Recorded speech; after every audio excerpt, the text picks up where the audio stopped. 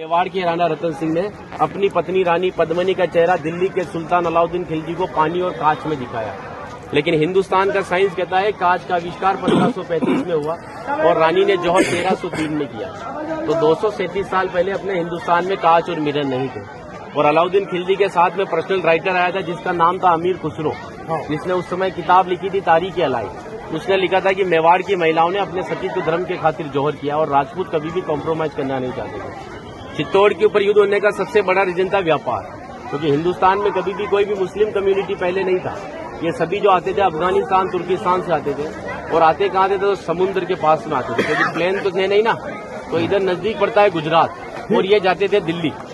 तो इधर पड़ता है दिल्ली, उनको क्रॉस करना पड़ता था ये मेवाड़। अच्छा, इधर गुजरात इधर दिल्ली बीच में राजस्थान, तो इसको क्रॉस करना पड़ता था ये मेवाड़। तो यहाँ के राजपूत उनसे टैक्स वसूलते थे।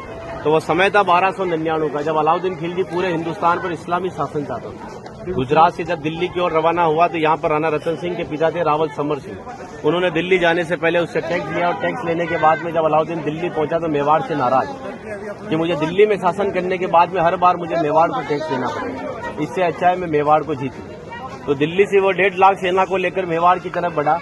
लेकिन चित्तौड़ से दिल्ली का डिस्टेंस 600 किलोमीटर है। तो उसने पहला स्टॉपेज 1301 में रणथंभौर के किले पर डाला सवाई माधोपुर। वहां का राजा था हमीर देव चौहान, जिसको मित्र बनाया और उसी मित्र को रात को खाना खाते समय पीठ के पीछे छुरा घोंपकर मार दिया। उनकी पत्नी थी रंग देवी। हिंदू धर्म के अंदर रात में चिताएं नहीं जलती, तो वहां की महिलाओं ने पानी में कूदकर जल जौहर कर लिया, बच्चियों ने सभी ने। लेकिन सुबह यह हुआ कि डेड बॉडियां तैर कर ऊपर आई तो आक्रांताओं ने डेड बॉडियों को निकालकर महिलाओं की बॉडी में बच्चियों के साथ में रेप करके उनके बॉडी पार्ट्स को काटकर नग्न अवस्था में रणथंभौर के किले के बाहर लटका दिए, ताकि यह संदेश चित्तौड़ पहुंच जाए और चित्तौड़ की रानी पद्मिनी किले को छोड़कर दूर चली जाए। 1303 में जब अलाउद्दीन चित्तौड़ पहुंचा तो किले के ऊपर आने के लिए उसको 7 गेट क्रॉस करना था, तो इम्पॉसिबल था। तो उसने 1.5 लाख सेना को किले के चारों तरफ फैलाया। 8 महीने के बाद में किले के ऊपर खाने की कमी आई तो रानी पद्मिनी के चाचा भतीजा गोरा और बादल ने राणा रतन सिंह से कहा कि हमारा राशन खत्म हो रहा है और जब ये भूखे और कमजोर सेना से हम युद्ध करवाएंगे तो ये युद्ध नहीं कर पाएंगे। रतन सिंह को बातचीत के लिए 7 गेट के नीचे भेजा तो अलाउद्दीन खिलजी ने उनकी गर्दन पर तलवार रखकर झुकने के लिए कहा। लेकिन मेवाड़ का राजपूत सर कटाने के लिए मंजूर होता है, लेकिन सर झुकाने के लिए कभी मंजूर नहीं हुआ। राणा रतन सिंह को धोखे से बंदी बनाया और रानी पद्मिनी को संदेश भेजा कि आप हमारे एजेंट का स्वीकार करो, हम दिल्ली चलेंगे। रानी पद्मिनी कहती है जो नरसंहार तुमने 2 साल पहले रणथंभौर के किले में किया तो यहाँ की महिलाओं के साथ में भी वही होगा। इस वजह से जहाँ मैं जाऊंगी वहाँ ये वीरांगनाएं चलेगी। 2 महीने का समय लिया। अलाउद्दीन खिलजी ने 700 डोलियां किले के ऊपर भेजी, लेकिन रानी पद्मिनी को पता था कि मेवाड़ में घूंघट सिस्टम है।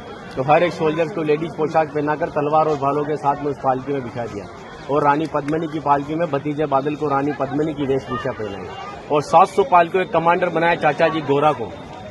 गोरा जब पालके लेकर 7 गेट के नीचे गया तो अलाउद्दीन खिलजी से कहा कि रानी पद्मिनी दिल्ली जाने के लिए तैयार है, लेकिन जाने से पहले अंतिम बार अपने पति से देखना चाहती है। जिस जगह रतन सिंह को बंदी बनाकर रखा गया, जब वो पालकी वहां गई और रतन सिंह जी ने जब घूंघट हटाया तो घूंघट के पीछे का जो चेहरा था वो भतीजे बादल का था। और बादल कहता है कि महाराज हम 20,000 है और ये 1.5 लाख है।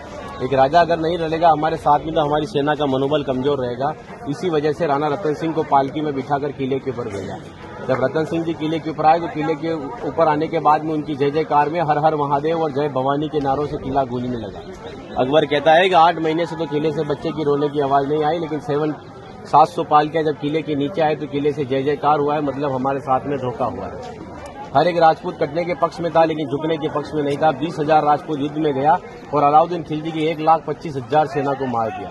बचे हुए दुश्मन जब किले के ऊपर आए तो महिलाओं ने अपने सतीत्व धर्म के खातिर हिंदुस्तान का सबसे पहला और बड़ा जौहर 16,000 महिलाओं के साथ में जिंदा आग में जलकर किया। यहाँ पर भी रानी पद्मिनी के महल में कांच लगाए गए थे।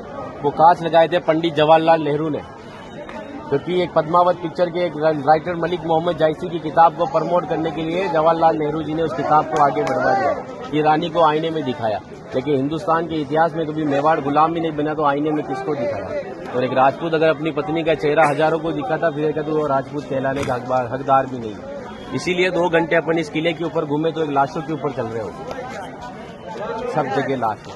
इसीलिए उन महिलाओं के सम्मान के लिए कहावत कहता हूँ कि गिरा जहाँ पर खून वहाँ पत्थर पत्थर जिंदा है और जिस्म नहीं है मगर नाम का अक्षर अक्षर जिंदा है।